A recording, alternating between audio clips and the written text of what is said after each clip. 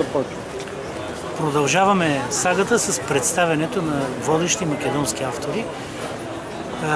Чест е за мен да представя професор Илчо Йованов, декан на музикалния факултет на университета Гоце Делчев, който за първи път тази година представи своя песен на фестивала Пири Фолк в изпълнение на Васил Чамов от Щип. И тези, които от девойките и младежите искат да следват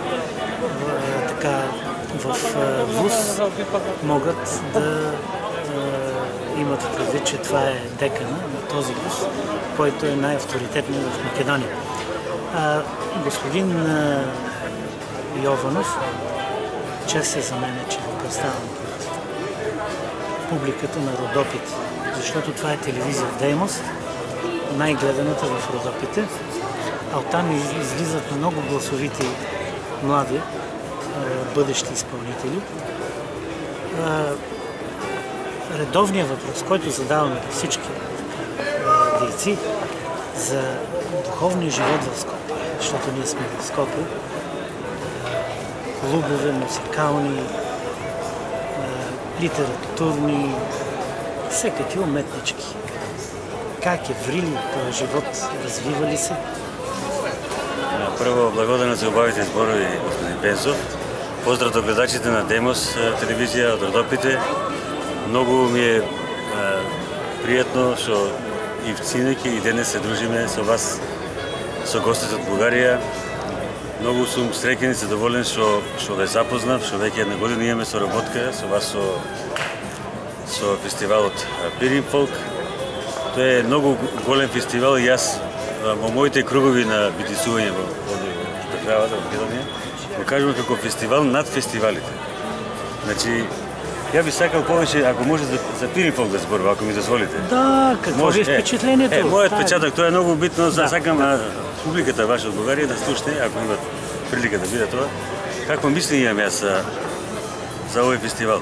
Имав среќа 2011 година бидам гостин на фестивалот, не како автор, само да бидам гостин и видов нешто што до тогаш не го бев видел на сцена во живо. Значи тоа беше таква една синтеза направена музика со кореографии, со игри, ама тоа на толку многу високо ниво и размислува, викам, кешки да го запознав порано господин Пензов, многу кимав што со него да споделам и да научам од него.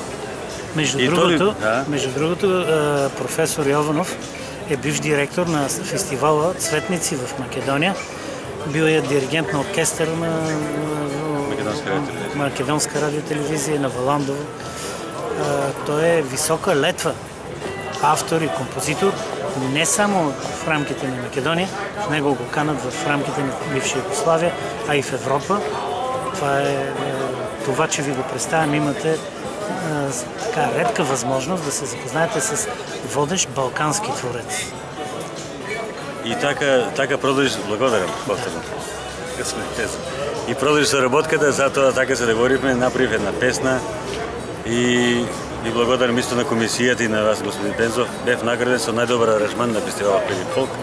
Тоа ми е потик, значи инспирација да продолжиме со соработката и планирам ова година исто, ако може, ако би сакал, пример, за направам песна за некој певец од Република Бугарија, може и од Родопите, како не, да. Би сакал таа соработка да не застане, да продолжи тука. А за животот, музичкиот живот во Скопје, во нашата република, да ви кажам дека е многу богат. Значи, по кафичи, по ресторани има насекаде, ако прошетате ќе видите дека има насекаде забава, има млади деца што свират, што пеат, што се дружат. Радосно. Вместо да се другират. Младите знаат да се организират да и биде убав живот. Да. Благодаря ви за това интервю. Имате ли песен тая вечер на Филиграни? Па како не, имам... Браво, желая успех. Благодарам, да се здрави, живи и сите. Поздрав.